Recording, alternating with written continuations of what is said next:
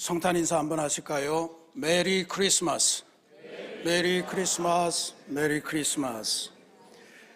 우리가 즐겨 부르는 성탄 찬송 중에 그 맑고 환한 밤중에 라는 찬송을 아시죠?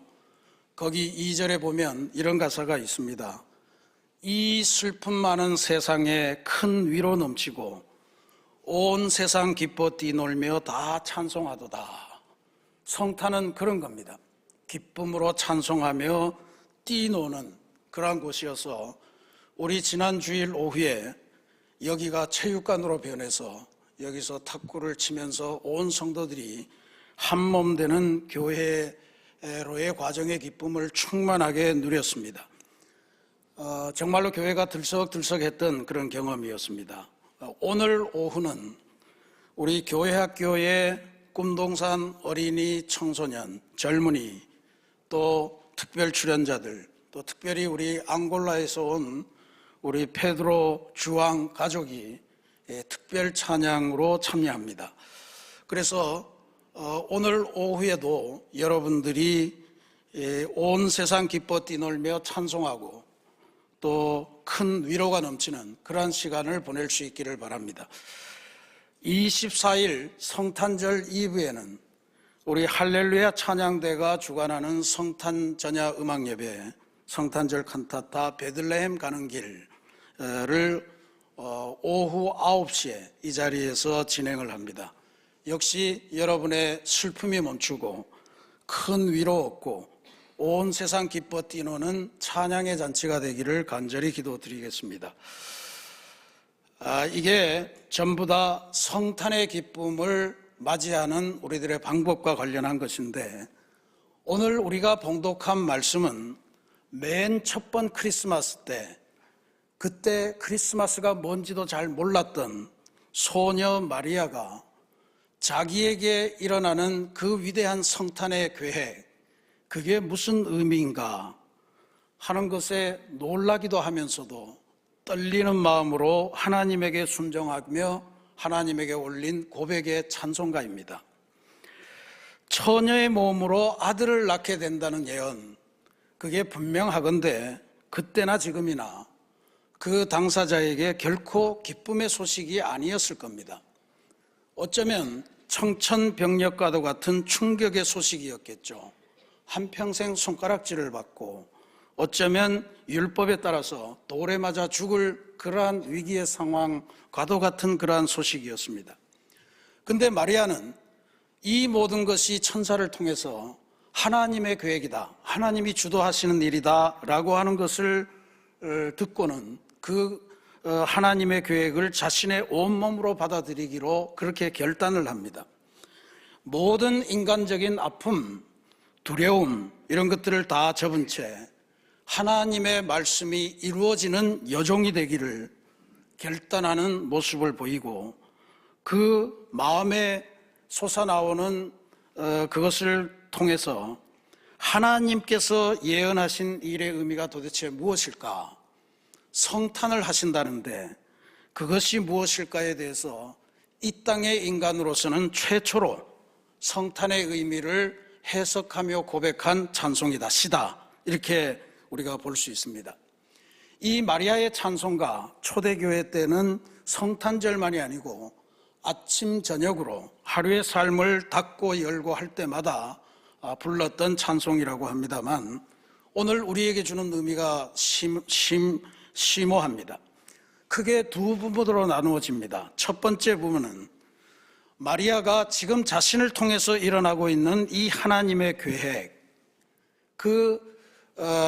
일을 이루시려고 하는 하나님에 대해서 찬양하는 내용입니다. 마리아는 여기서 비천한 여종인 자기 자신에게 이렇게 큰 어마어마한 영광의 계획을 드리우신다, 만세를 통해 나를 복 있는 존재로 일컬음받게 하시겠다라고 하는 그 하나님께 찬양을 올리고 있는 내용입니다. 46절부터 50절까지가 그 말씀입니다. 내 영혼이 주를 찬양하며 내 마음이 하나님 내 구주를 기뻐하였음은 그의 여종의 비천함을 돌보셨음이라. 보라, 이제 후로는 만세의 나를 복이 있다 일컬이로다. 능하신 이가 내게 큰 일을 행하셨으니 그 이름이 거룩하시며 긍휼하심이 두려워하는 자에게 대대로 이르는도다. 무서운 소식인데 그것이 내 인생의 비천함을 돌보신 하나님의 은혜고, 그 계획이 이루어지면 나는 만세에 복 있는 사람이라 일컬음을 받게 된다. 이 어마어마한 일을 내게 주시니 하나님께 내가 찬양하고 감사하겠다라고 하는 고백입니다. 하나님으로 인해 비천한 자신의 인생이 역전되고 하나님 앞에, 인생들 앞에 존귀함을 입게 되는 인생의 역전의 감동, 그것을 지금 노래하는 거죠.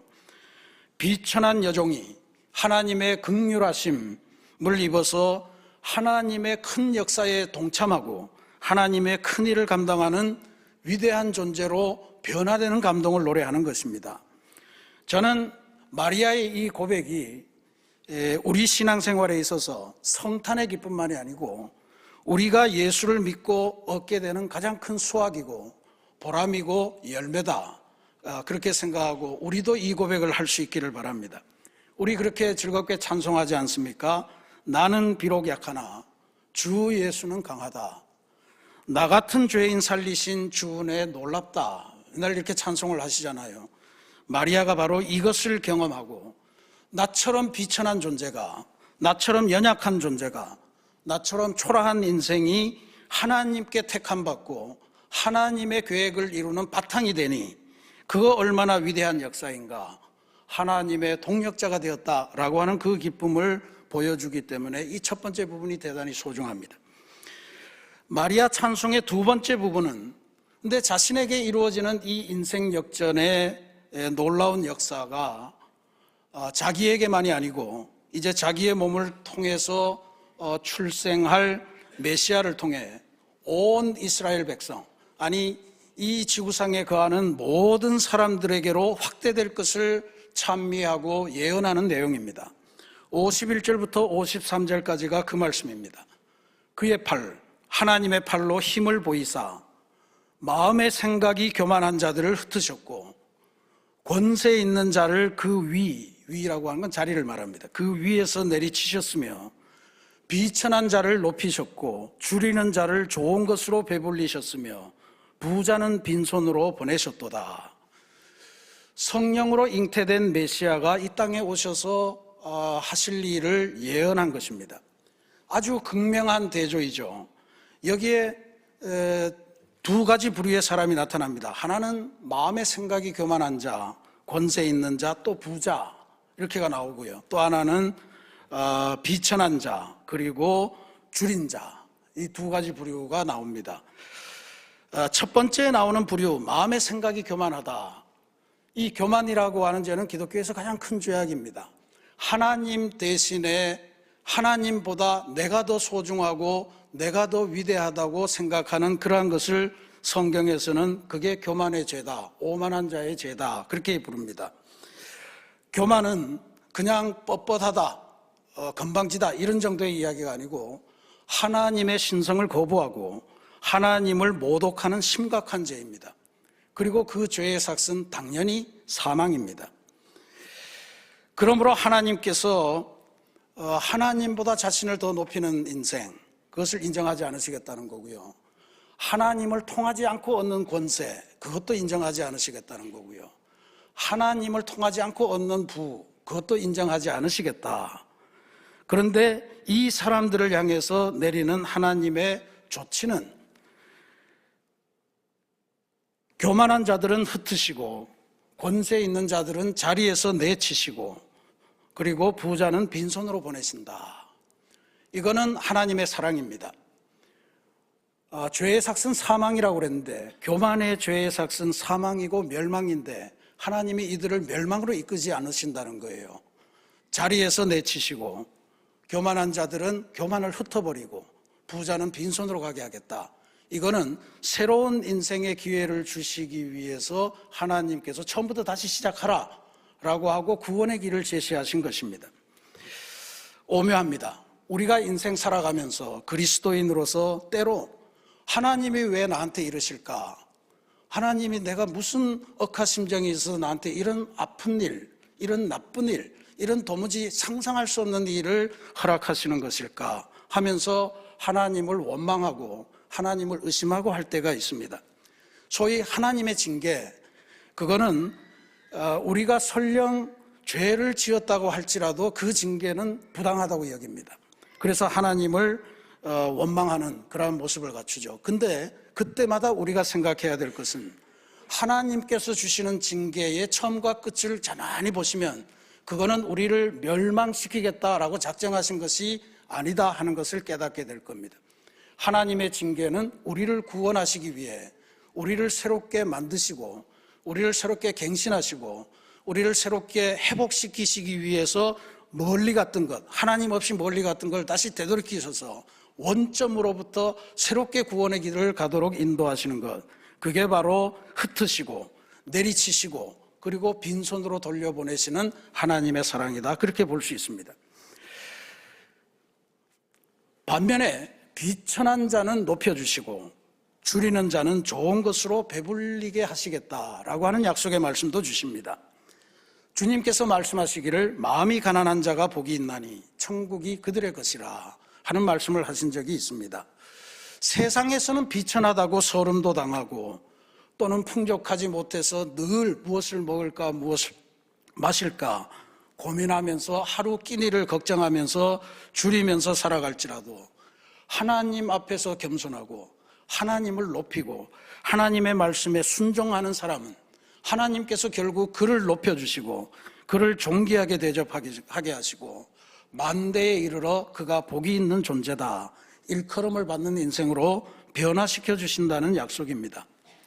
그러니 우리가 이런 거를 생각하면 세상에서의 부귀영화, 이것은 우리가 사모하면서 갈급해하면서 따라갈 일이 아닙니다. 그건 하나님이 주시는 겁니다. 세상의 부귀영화를 얻겠다고 그걸 쫓아가다 보면 부귀영화에 패배해서 부귀영화도 못 얻고 그리고 인생도 망하게 됩니다. 그러니 오로지 하나님 앞에서 겸손해서 가난한 마음을 지니는 삶, 그것이 궁극적으로 하나님에 의해서 높임을 받고 하나님께서 주시는 궁극적인 승리를 얻는 삶이 된다고 하는 사실을 지금 마리아가 고백하고 있는 겁니다. 메시아가 오시면, 내 몸을 통해서 메시아가 출산하시면 그 아기 예수로 말미암아 세상에 이런 위대한 인생 역전의 역사가 나타날 것이다 라고 하는 것을 고백하고 있는 겁니다. 이게 지금 마리아가 처음 성탄을 대하면서 성탄의 의미가 무엇인가 하는 것을 고백한 것이라고 그랬죠. 오늘 우리의 입장에서 보면 우리가 과연 해마다 오는 성탄절을 어떻게 맞이해야 되나, 무엇을 하면서 맞아야 되나, 도대체 무슨 날인가라고 하는 것을 생각하고 바라보게 해주는 기본 시각이 바로 마리아의 찬양 노래에서 우리가 배울 수 있다라고 하는 것입니다. 마리아에 따르면 성탄이라고 하는 것은 인생 역전을 베푸시며 우리를 향해 달려오시는 주님을 우리가 맞이하는 겁니다. 그거는 우리나라에 처음 소개되는 크리스마스가 지금까지, 내년이면 우리나라 선교 140주년이 됩니다만 140년 동안 성탄절, 이 나라에 소개된 성탄절을 통해서 이 마리아의 찬양에 나타난 성탄의 의미가 계속해서 이어졌다라고 하는 것을 배우게 되고, 이 성탄절은 그런 거 하는 날이다라고 하는 걸 우리에게 가르쳐주는 그러한 역사입니다. 선교사들이 처음에 이 땅에 왔을 때 성탄절을 소개하는 게 굉장히 조심스러웠다 그럽니다.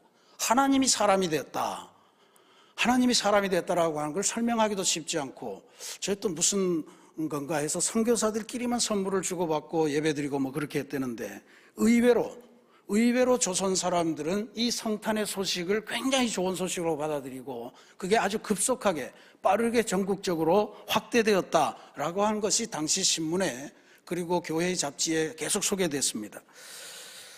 당시의 성탄절 소식은 우리 이 나라 역사로서 최초의 한글 신문으로 알려진 독립신문이 오늘날로 따지면 뭐가 됩니까? 조선일보 뭐 이런 정도가 되겠죠. 가장 유명한 일간지에 대서특필되는 기사가 성탄절 기사였습니다. 또 우리 감리교회도 그때 일간신문은 내지 못하고 월간지를 냈는데 그게 대한그리스도인 해보라고 하는 이름을 가졌습니다. 거기에 성탄절 소식이 매년 그렇게 아주 거대하게 열리는데 오늘 몇 가지만 소개합니다. 기쁘고 재미있는 일이 많이 있었으나 특별히 기쁜 일은 남녀 교우들이 30원을 연보하여 백미 2섬을 사서 어려운 사람들을 줄세. 이건 1903년 2월 달에 신학월보라고 하는 감리교의 신학 잡지에 실린 성탄절 기사입니다. 정동교에서 일어난 성탄절 기사를 쓴 거예요. 두 번째로 또 신문에 쓰인 기사입니다. 이화 학생의 아름다운 행동. 한 푼 두 푼 아껴 모은 돈을 이재민 동포에게 보낸다. 크리스마스와 동정. 기사가 이렇습니다. 세상이 기뻐하는 크리스마스는 돌아왔으나 재앙을 당한 불쌍한 수백만 동포는 이 명절을 눈물과 주림 속에 맞게 된다. 이에 대하여 시내 이화학당에서는 이 불쌍한 동포에게 조금이라도 기쁨을 주고자 객지에서 고생하는 여학생들의 따뜻한 마음으로 자기네 평소의 생활비 서너 푼씩 알뜰히 절약하여 그 금품을 이재민 동포에게 보내게 되었다. 이화고등보통학과 기숙생은 2학기 전부터 쓰는 돈을 절약하여 100원 돈을 보내게 되었고 중략하고요. 돈 외에도 추위에 떠는 이재민에게 아래와 같이 의복을 만들어 보냈다. 저고리 62개, 치마 18개, 적삼 14개, 손바지 14개, 옷바지 1개, 토시 3개, 조선무명 1필, 모자 1개, 수건, 양말, 부선, 쌀 1말, 연필 3타스, 공책 13권, 뭐 등등등등 계속해서 나갑니다. 당시 조선은 겨울철에 기근이 굉장히 심했다고 그래요. 그래서 겨울철에 추위도 추위고 굶주림의 고통이 아주 심한 가정들이 많았는데, 그래서 이 수백만의 동포들이 이재를 당했다, 이제 그렇게 보도하는 거잖아요. 근데 성탄절이 올 때마다 그 동포들을 교회가 생각을 했다라고 하는 것입니다. 그래서 어려운 이웃들에게 사랑의 선물을 보내는 것, 그게 성탄절의 핵심적인 행사였다. 여기 지금 정동교인들이 30원을 연부해서 백미 2섬을 샀다. 그런데 한 섬이 한 150kg 되는 거예요. 2섬을 샀으니까 쌀 300kg를 사서 나눠줬다는 건데, 아마 10kg짜리 30개, 500g짜리 60개 뭐 이렇게 해서 그때 모인 건데, 30원이 그건데 이화학당 학생들은 100원을 모았다는 거잖아요. 1년 동안 100원을 모았다니까 이화학당 학생들이 얼마나 열심히 구제활동을 했는가 하는 것을 볼 수 있습니다. 어려움에 처한 사람들에게 인생 역전의 발판을 마련해 주는 것, 이게 성탄의 핵심적인 일이었다 하는 걸 증거하는 겁니다. 우리가 또 하나 이 우리나라 초기의 성탄절을 생각하면서 꼭 기억해야 될 것이 하나 있는 게 바로 크리스마스 실 운동입니다. 1900년대에 진입하면서 유럽 지역에 결핵이 갑자기 만연하기 시작하는데, 그래서 결핵 퇴치 기금을 마련하기 위해서 크리스마스 실, 뭐 일종의 크리스마스 우표 같은 거죠. 그거를 만드는데, 조선에 파송된 캐나다 선교사 쇼우드 홀이라고 하는 유명한 선교사가 있습니다. 주로 해주와 평양, 개성 뭐 이런 지역에서 활동했던 선교사인데, 이분이 조선의 결핵 문제를 아주 심각하게 봤던 거예요. 저분은 아주 유명하신 분입니다. 근데 저분이 보기에 유럽 사람들은 인구 20명당 1명이 결핵 환자인데, 자기가 보건된 조선 사람들은 5명 중에 1명이 결핵 환자다. 그걸로 해서 감염도 심하고 사망률도 높고 20%가 결핵 환자라는 거예요. 그래서 이 유럽으로부터 이 크리스마스 실 운동을 도입하고 소개합니다. 그래서 아마 여기도 기억하시는 분들이 많을 텐데, 성탄 카드를 보낼 때나 아니면 그냥 편지를 보낼 때 우표 옆에 크리스마스 씨를 사다가 이렇게 보냈던 그러한 것들을 기억하실 겁니다. 쇼우드 홀이 처음에 크리스마스 씨를 디자인하면서 이 조선의 상징은 거북선이다. 그래서 거북선에다가 저걸 이제 실로 만들어 하는데, 저거를 냈다가는 일본 제국주의자들이 절대로 허락을 하지 않을 거다. 거북선이 뭡니까? 일본군을 격퇴시킨 거잖아요. 그래서 남대문으로 도안을 바꾸고, 그렇게 해서 저것이 최초의 크리스마스 시일로 알려진 것인데, 저는 한동안 이게 없어진 줄 알았어요. 옛날 풍습인가 했더니 요즘도 김연아 씨가 모델도 하고 또 뽀로로도 모델을 하고 하면서 계속해서 스티커로 또 무슨 뭐 배지로 뭐 이렇게 계속 진행되고 있다고 합니다.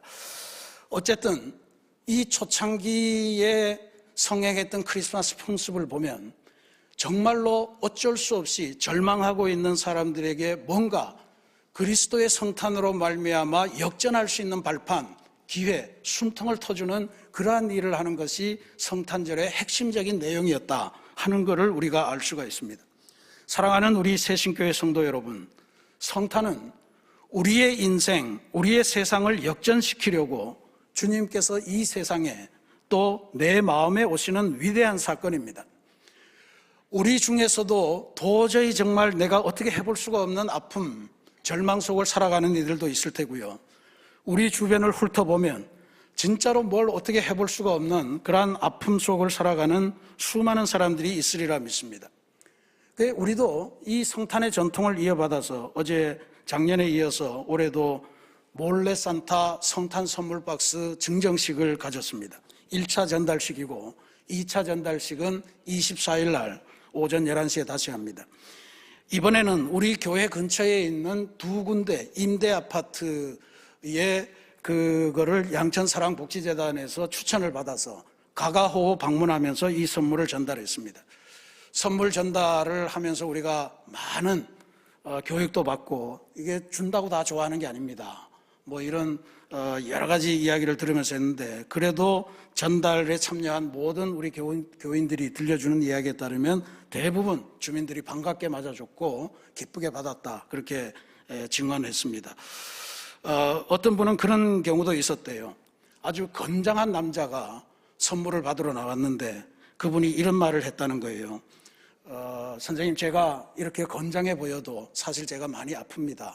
이런 선물 갑작스럽게 받을 때마다 이게 얼마나 큰 위안이 되고 큰 도움이 되는지 모릅니다 하면서 수줍어하면서 받았다는 그런 고백도 들었습니다. 이게 성탄입니다. 세례 요한은 예수님께서 성탄하시면 산은 평탄해지고 골짜기는 메워지고 굽은 것은 곧아지고 험한 길은 평탄해진다라고 하는 것을 그 인생의 역전의 사건으로 성탄을 예언을 했습니다. 오늘 마리아가 고백한 것도 비슷한 맥락입니다.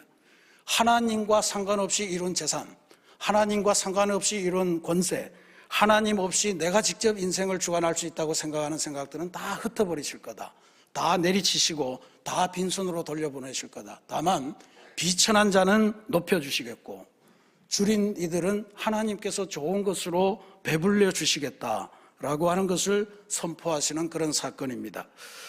우리의 삶을 이렇게 변화시켜 주시겠다는 약속입니다. 인생 역전을 약속하신 위대한 시간입니다.